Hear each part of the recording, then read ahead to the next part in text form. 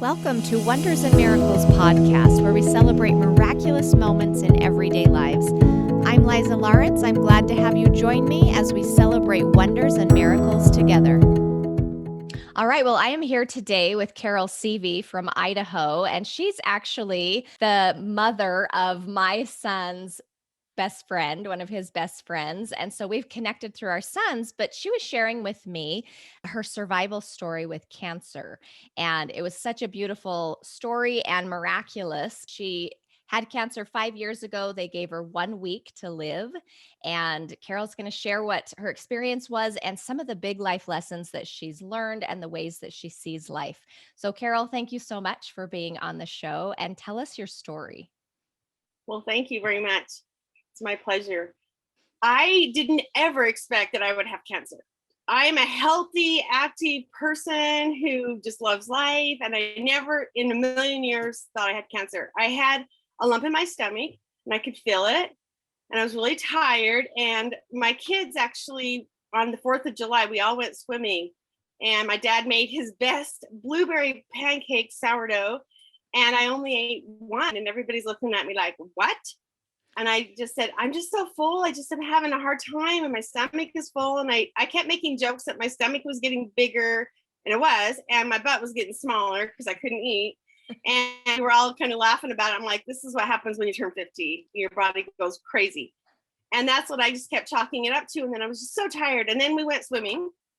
And I was playing rough house with the kids, and all of a sudden I just got out. I said, I'm just too tired. I'm gonna go in the hot pool. And they were really surprised. They're like, oh, come on. I said, I just need to go in the hot pool. And I stepped in the hot pool, felt a shock from my toes to my neck. And I jumped out and I said, oh my word, something is wrong. I kept telling people, my husband, I could feel something in my stomach, but when he'd feel, he couldn't feel anything. And the next day in the morning, I said, feel this lump. And he goes, oh no, let's go to the doctor. So I went to the doctor and he ordered a CAT scan. And within a couple hours, he called me and said, I am so sorry. And I couldn't believe it. My husband, he just kept saying, I'm so sorry. You have cancer from the toes, your ankles to your neck, and it's everywhere. And I said, well, okay. And I let my husband take care of it. And I went to a party with my kid friends to watch a show, The Cats, a live performance. And I love cats. I love cats and I love the dancing. And I broke the rules and took pictures because, who cares at this point? And they had done a biopsy that day through my back into my belly. And everybody was very calm and solemn. But I knew I wasn't going to die. And I kind of laughed at everyone because they kept saying they just knew I was going to die. They only gave me a week. They said, how are you even walking around? And I had a really special experience. Every night as I was going to sleep, I wondered if I would make it in the morning because the cancer was through my throat and I couldn't breathe. And I was going to sleep. And all of a sudden, my mom and my son, who had passed away, were standing right there by me. And I went, oh, hi, I'm so happy. And we were talking a million miles an hour through our brains. And my big son, 18-year-old son, who had passed away just recently before that, put his arm around me and said, I'm sorry, you have to go back. And I was so confused. I just said, what? And in my dream, in heaven, I said, if I go back, I'm going to have fun. I love that. Yes, I said have fun in heaven. And he said, it doesn't matter. And what I was thinking is, I don't want to be in a wheelchair. I just want to be healthy and strong. And I want to go and do. And he said, it doesn't matter. So we went to Salt Lake and found a specialist. My husband got me in and they did a double. It's called RCHOP. They did double of, starts with the R medicine. I don't know what it is. So they would never dare do. And they had 5 doctors there. And they said, okay, if you don't do this, you're going to die because there's just no way. You lit up like a Christmas tree when we did the radiation. So if we don't do it, you're going to die. And if we do it, your heart might stop because we're going to give you double. Do you have any questions? And I looked at him and I said, am I going to lose my hair? And they just didn't even answer me. And I was worried about being in the casket and having no hair and dying anyway. And I lost my hair so quickly because they had given me so much. And my hair was very long and thick, and it was part of my life. And so actually, a lot of times I call moments that are hard bald-headed moments, because you have those moments that you're bald and you think that's the worst thing is you're going to be bald, and it's just nothing. It's just another little part of life. I love that. Bald-headed moments. Well, my mom was a beautician and my hair was everything. It was our daily conversation and what we were going to do next with it. And it was my identity. It was a big deal to lose all that blonde, luscious hair. Now I don't care. I'd shave it. And so everybody was coming in and feeling my stomach, and they made me fast. And I talked them into Jolly Ranchers because I thought I was going to die. One more pleasure before I die. That's right. And sure enough, I made it. It was crazy. At one point, I told them all to go home, that it hurt too bad. It was just very, very painful. And I just said, go home, I'm done. And I started getting up with tubes. And my husband's like, I've never seen you like that. I just said, bye, going. We're done. And they, were able to give me morphine and get me through the first treatment. And after the first treatment, I lost 10 pounds out of my belly. The tumor was 18 centimeters by 15 centimeters, the biggest one. And then I had big baseball tumors all throughout my body and through my neck and heart and bladder. And then I just continued to go to Huntsman's, and I actually ended up staying there for a while at Hope Lodge. And here I am 5 years later, cancer free. I give my blood for research, and I forget that I'm even a cancer survivor now. That's just amazing. One part of my life. That is amazing. So when you said at the beginning that everyone was kind of sad and solemn, and you're like, I'm not going to die, was that knowing because of this experience with your son, or did you know that before and then you had that dream? Actually, I was excited to die. I was like, how awesome. I'm going to die with cancer and go out as a young woman. I'll look pretty in my casket. I get to see my son. I was not afraid of death because I've seen so much death in my life. So I was not afraid. My kids were older. Well, my poor little youngest child, stepchild, he was only 15, 16, but he did have, he still has his mom and he has his dad, and I am a stepmom. But it is really good that I have been able to, be around for him and for the rest of them. But I was actually fine. I felt like I had lived a great life. I felt like I'd done so many wonderful things. I was grateful for the life that I had lived. And I was okay to die. And then I was a little disappointed when I found out that I wasn't, because there's two things that I never accomplished. The first thing is I never didn't swear when I walked into my boys' room. And I kind of felt bad about that because it was always a rampage. I thought, well, I'm going to die. And I swore every time I went to the room. I really wanted to do a bikini contest when I was having chemo, but my body just rebels against that. It says no, huh? You could still do it. You just might not look like the other ones there, right? Oh, it's so true. Because I don't know what it is. After cancer, your body will not drop the weight for me. That's funny. And the other thing is I have dyslexia. So everything's backwards a little bit for me. And so in first grade, my friends started giving me all the answers to school. And so it worked really well for me all through high school. So I graduated really good in dance, gymnastics, cheerleading. All that was great. But if I had to read a lot, I didn't. They just gave me the answers. And we didn't have the internet to look answers up or anything. So I graduated without really doing my work, I felt like. So now I'm going to school. That's awesome. And you were sharing some of the life philosophies that you have now that you're in school, kind of how you see a big picture of life. Go ahead and tell us about that. Well, there was 4 of us going to school at the same time, college. And I started at the same time as they did. And I had this philosophy of, I just all of a sudden it popped in. Our life is like 4 Ferris Wheels. And each seat is a different experience. So it's 25 years for each Ferris wheel. And we live till we're 100, let's say.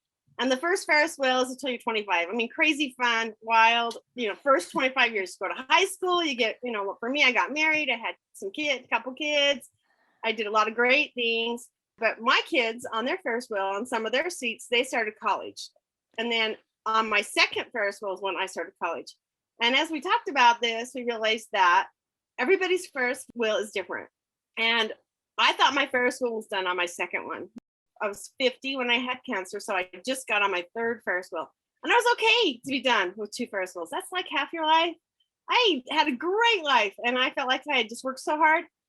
And then I just got offered another Ferris wheel. And how am I going to fill those seats? I'm taking business classes, and I was in a class. I'm in a class right now. I'm with a tutor. And I just told the teacher, I said, I can do all the assignments. I have tutors. I'll get the assignments, but just beware, I will fail the final, but I figured it out. I will still pass the class. I love that attitude. And my tutor just said, that's a girl that's had cancer and sees things as the big picture. I like good grades, but I just know that I'm not comprehending everything that needs to be done, but I can still run a business without knowing that.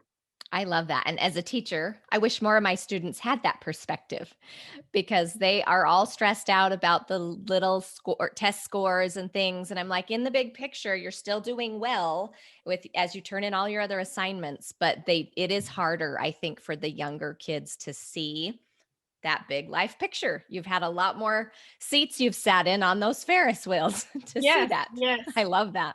And maybe the bikini contest will be when I'm 60. Hey, there you go. I love it. That's awesome. Because I think that philosophy of life is so, I think, important as we're having new experiences in life. Sometimes we get such a narrow focus in what this means and how we handle it. And I think it can be very helpful to take that step back. And even when you're on a Ferris wheel, you're up high and you can see such a big perspective sometimes. And sometimes you're down low and you don't see that big perspective. So you kind of go through both of those, right? Yes. I think about that Ferris wheel thing. There's so many different perspectives. And one thing is, I used to say all the time, life is hard. And when we can get too hard, we can have a good life. And I ended there. But then I realized that then we're ready for the next hard. And I see that all the experiences I had before cancer gave me the faith to move forward.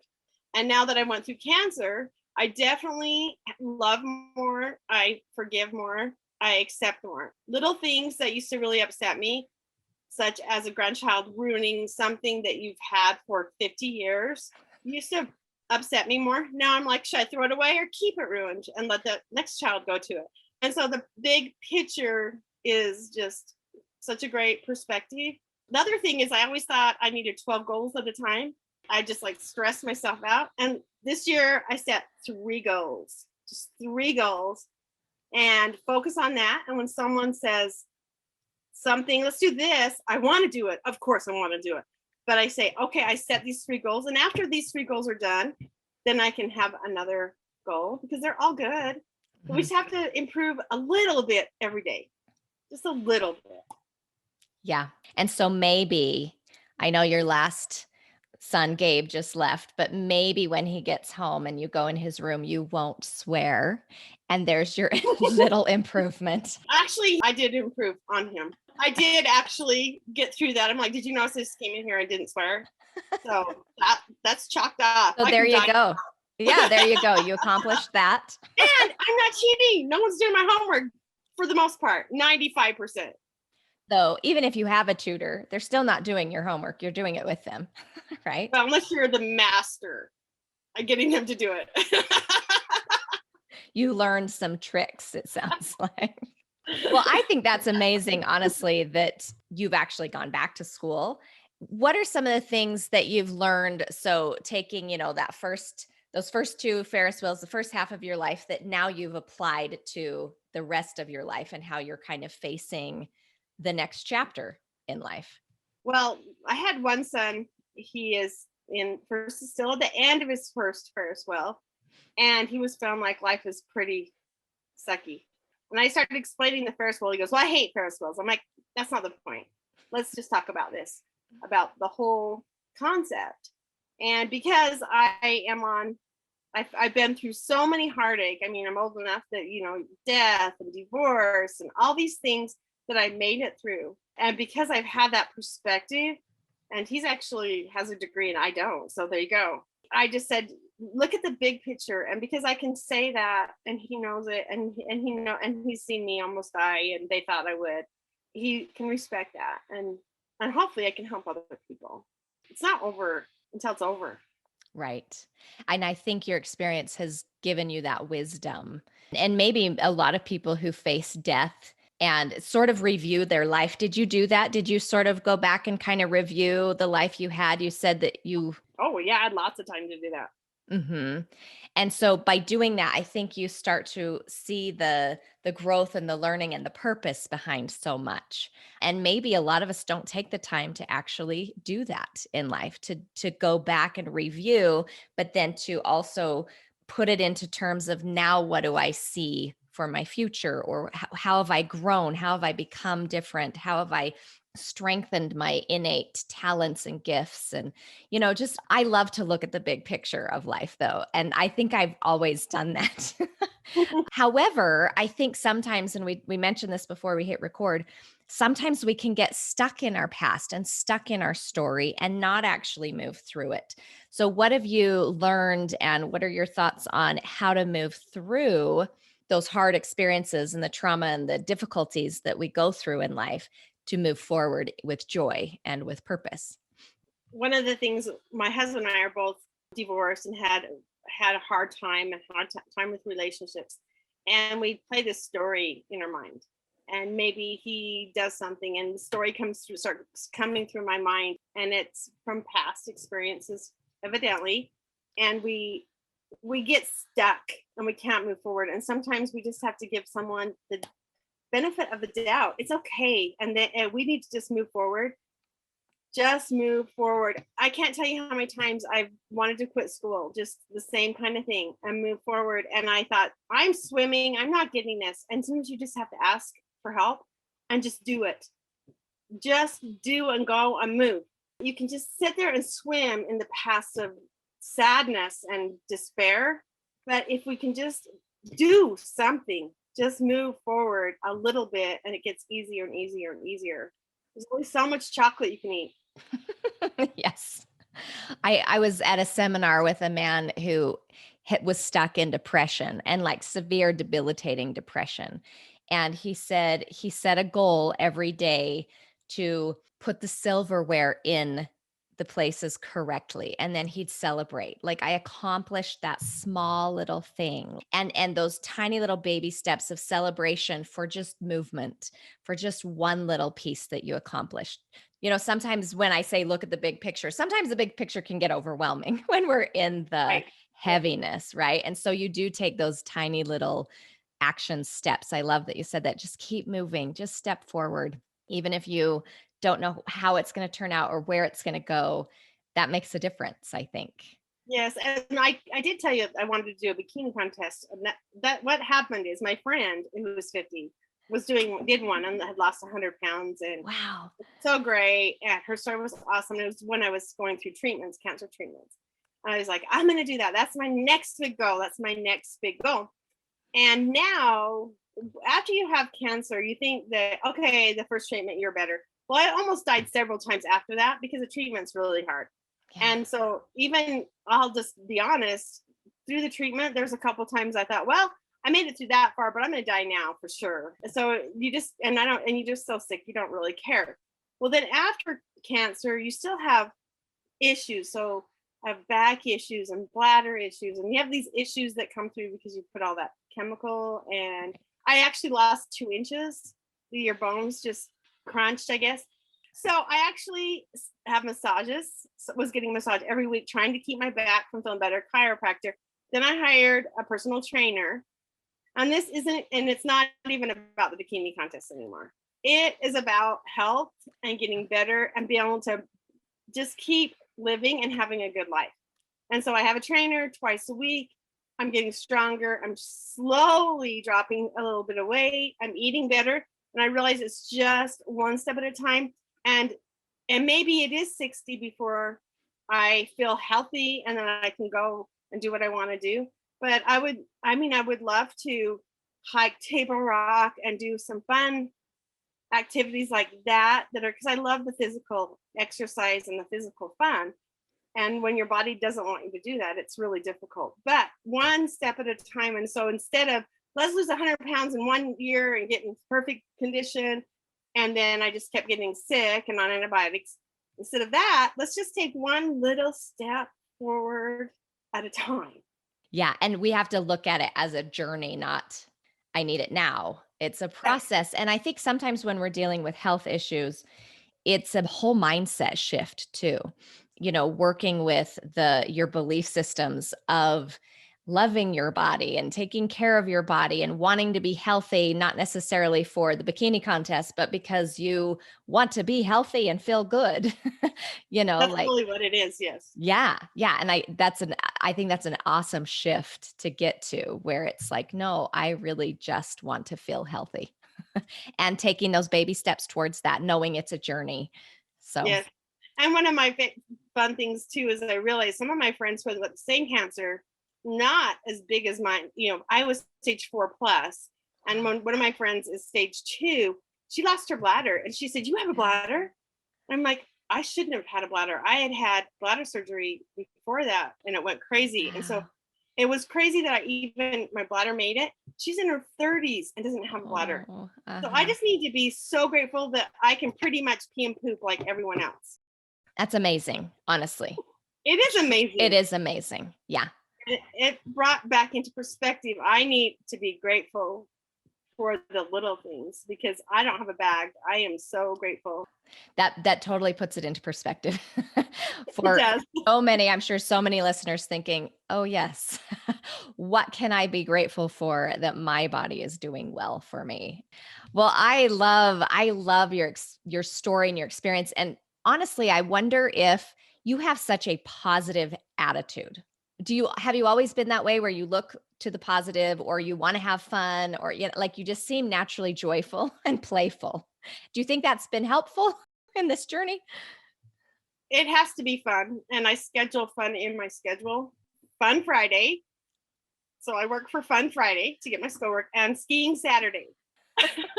And sometimes I can miss out on one of those, but I am a playful, fun person. I can remember being in school and looking out the window and thinking that it was child abuse that we had to be there and not out on our pony. And why are these adults thinking it's okay to keep me in here? So, yes, I've always been playful. I've always pushed my teachers to the limit. They love me or hate me. It doesn't really matter because I forgive quickly, and I just assume they really do love me. They just didn't know how. I love that. I love that so much. You have positive philosophies of life. One of the things I teach is the importance of play. And I teach, in our early childhood, but we talk about adult play, and adults need play just as much as children do. We're still children in bodies that need to play. Yes. And there is such power in that. And so I love that you schedule that in. I look forward to my Fridays. They are fun Fridays in the sense that I get to go on a date. That's my date night, and I look forward to that. That's But great. well, I love that outlook, and I can tell like you are a very by nature playful, and that probably did help you survive, even though it was so hard and painful, and I'm sure just very, very difficult. But they do say, I mean, there's research on that if you can be playful and laugh and find good things to think about, it does help you recover quickly. Have you It noticed that?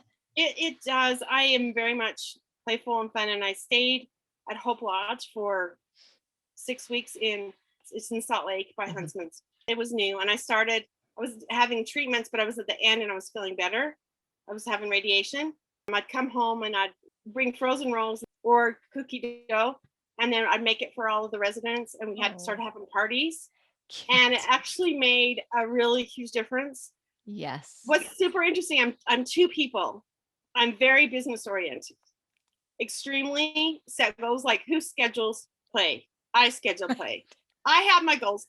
When I have my break of school, I have like 15 things I play, and I mark them off of all the things that I want to do. And I actually schedule it. I know what I'm going to do in my breaks. I do have my work too. And I'm very serious about providing for myself and being self-reliant. And I'm so serious, but my seriousness makes me exhausted. And I need to have my play. So yes, I'm playful, but I'm very serious. And it's really kind of confusing to people. I don't think that's unusual. That Oh, good. we have two sides, because I think most of us do. Like, we get into our routine and our jobs and what we need, our responsibilities, right? But sometimes I think a lot of people forget the play, and that's where we get out of balance, I think. So keeping that in balance is important. Well, Carol, thank you so much for sharing your story, your journey, the lessons you've learned, the perspectives you have gained. Is there anything else you feel like you really want to share before we end? Well, that story just popped up when I was 5 years old of my personality. So I talked about riding my pony all the time. I was the envy of all the neighborhood because I had a pony and everybody wanted to ride it. And that would mean I didn't get to ride my pony. So I went up and down the road to all the neighbors and told them, come to my house. Pony rides 5 cents one time around, 2 times 10 cents. Well, I had a line all the way down the block. We lived kind of in town for the kids to ride my pony. And I stood there and I let them ride my pony, and they gave me the dimes and the nickels, and I made $5 in one day.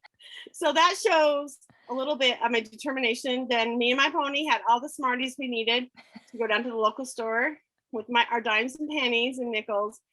But we still had fun, and they knew that if they wanted to ride my pony, that they just had to bring their money. So it's been there from the beginning. This is from Carol the beginning. Strategy. And when going through cancer, I just finally, when I humbled myself and said, your job is to get better. You can't do anything else. And I would only be up 15 minutes a day. I just watched fun shows and kept positive. And I just totally focused on positive and taking care of myself, which is a job. You have to take care of yourself or you'll die. Yeah, that's an important message too, to keep yourself positive. When I was going through a hard time, I'm a meditator. And so I'd pray and kind of meditate. And a lot of the time I would hear, laugh today. Like, there is healing in that positive energy that we need. Yeah. Yes, we have a lot of similar things. You're right. Yeah, I love it. Well, thank you so much. It was an honor to hear your journey and your story, and I'm grateful you survived and that you knew you could. and that was an amazing experience you had with your son and the message that he shared with you. Was it hard to leave that space? It was so hard to leave the space, and my mom had passed away before that, and I'm happy they were together. But it was really hard. I felt the pull between heaven and earth. And I have to actually play and make a game of, I love the earth. I love the dirt. I love the snow. And remember why I'm here, and that there's a reason for me to be here. So I need to honor that reason. I love it. Yeah, I agree. Well, thank you. I really am just grateful you shared. Appreciate it. Thank you. Have a great day and do amazing things. Thank you so much for listening to this miracle story. Please subscribe to my channel if you liked it. You can also find me on iTunes, Stitcher, Spotify, and remember to notice and celebrate